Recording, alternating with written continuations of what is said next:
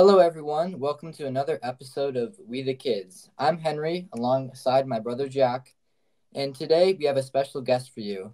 His name is Sam Bushman. Sam, we're very glad to have you. Thanks for having me. All right. Well, can you tell us a little bit about CSPOA?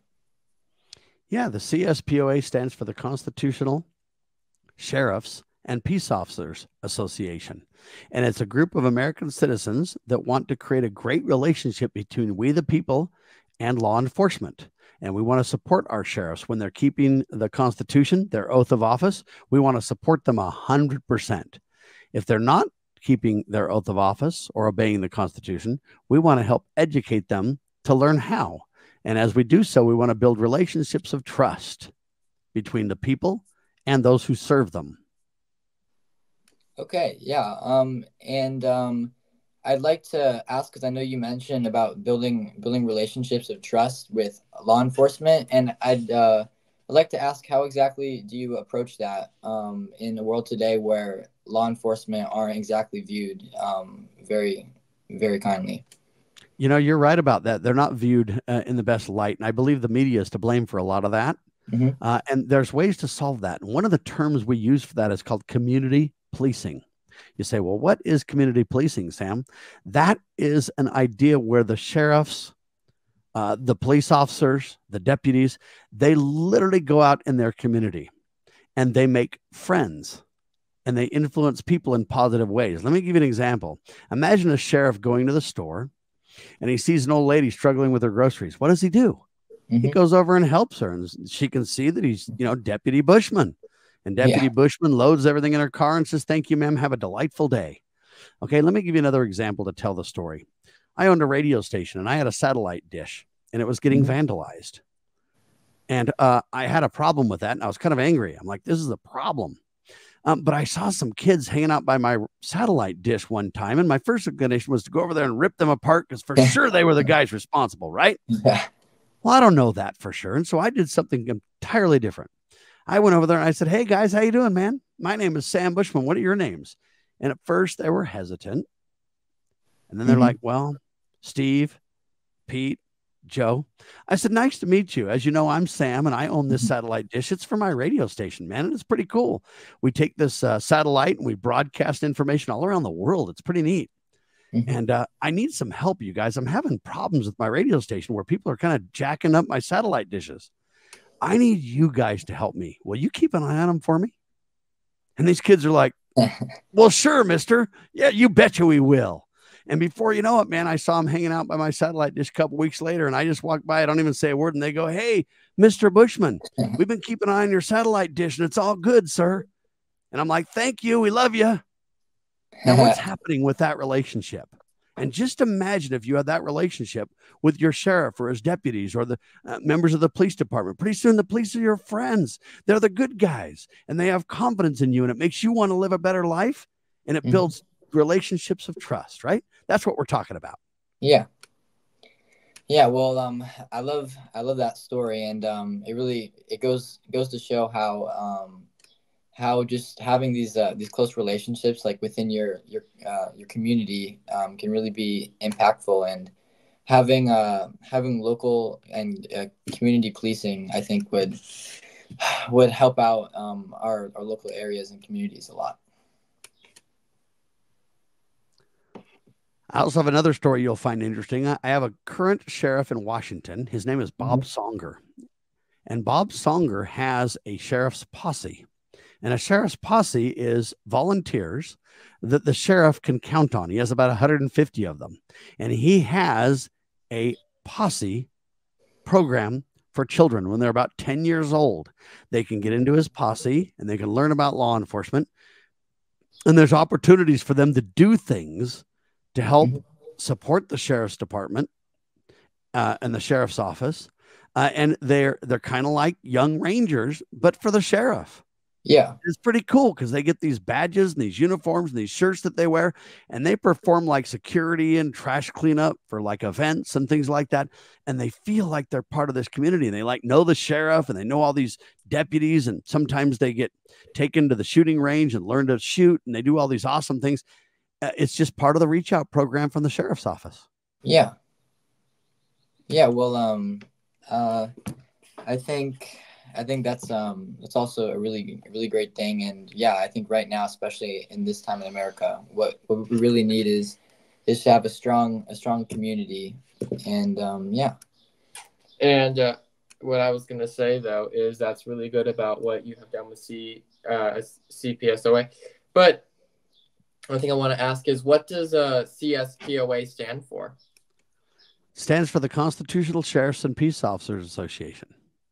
Oh, wow. That's cool. And how long ago did you come up with that name? Or how long ago did CPS... So our founder and president, former Sheriff Richard Mack, ended up getting in a fight with the president of the United States, Bill Clinton, back in the early 90s. And that fight was, the sheriff said, the president said, we want you to do gun control. And the sheriff said, no, I won't.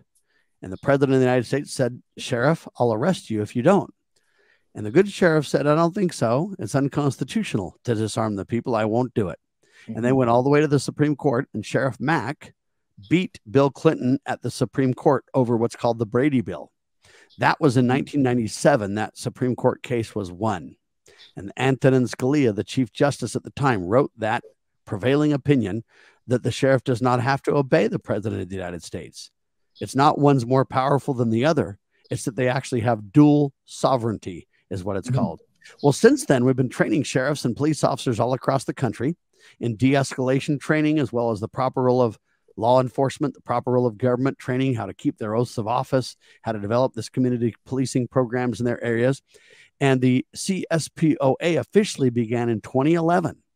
And I was a member of society, but I had interviewed that good sheriff back in the times when he was doing radio interviews about his Supreme Court case. And I made friends with him, and I helped him and worked with him. And when he started the CSPOA, I was helping him and working with him as a volunteer. And now I'm the CEO of his organization. That's really cool. That is really, really cool. And how many people are part of CSPOA? There's thousands of members of the CSPOA across the country. Oh, wow. We don't disclose the real number, but just say this, there's thousands. We have representation in every state in the union. Some of the northeastern states have gotten rid of the office of a sheriff, which is a tragedy.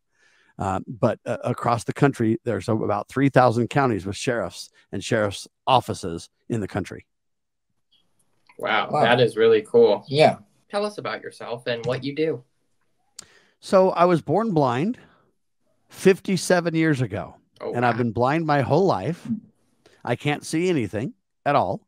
I have 8 children, 9 grandchildren, a lovely wife, and I've been married for 32 years. And I'm an IT professional and a radio broadcast professional.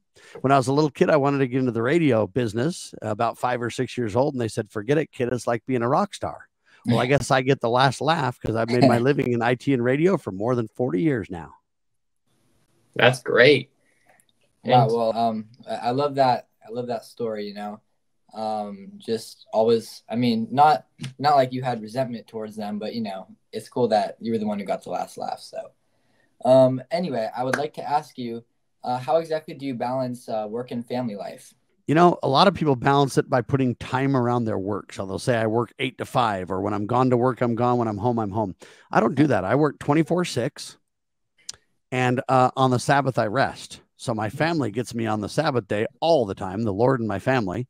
But then on the other times, I just work and play and work and play. And if I need to go to one of my kids' events, I just simply arrange my schedule and go. And so I really arrange my schedule around God, family, and country in that order. That's really good because, putting your family is very important. I like the fact that, you take one day off, the Sabbath, which is Sunday, and you just rest, you don't work, and it's like just all your family. That's really important, and good for you for that. And my next question I want to ask you is, what advice do you have for the audience listening right now? Advice in life, in work, in what kind of advice? In general. Probably work and life, I think, would be all good. right. Yeah. So in work and life, work would be this. Do what you like to do for work. Because if you pick a job you don't like, your whole life is no fun.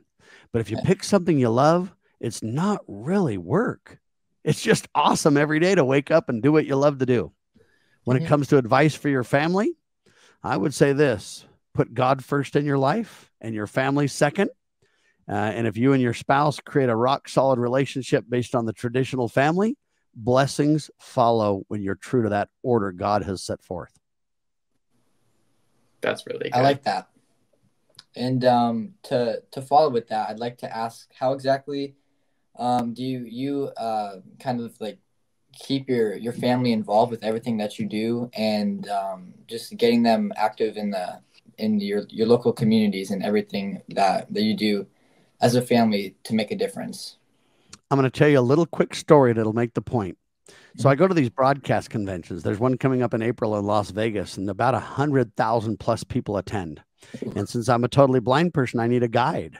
And one of my guide dogs passed away, and I didn't have a guide. And so I literally took my 13-year-old daughter, and she guided me around the whole huge event. Love it. And she was too young to get in, but she put on some nice clothes, and then most of them just let her in and didn't say much about it. But a couple of people came up and said, "Hey, she's not allowed to be in here." And I said, "I can either bring my dog or my daughter. Which would you prefer?"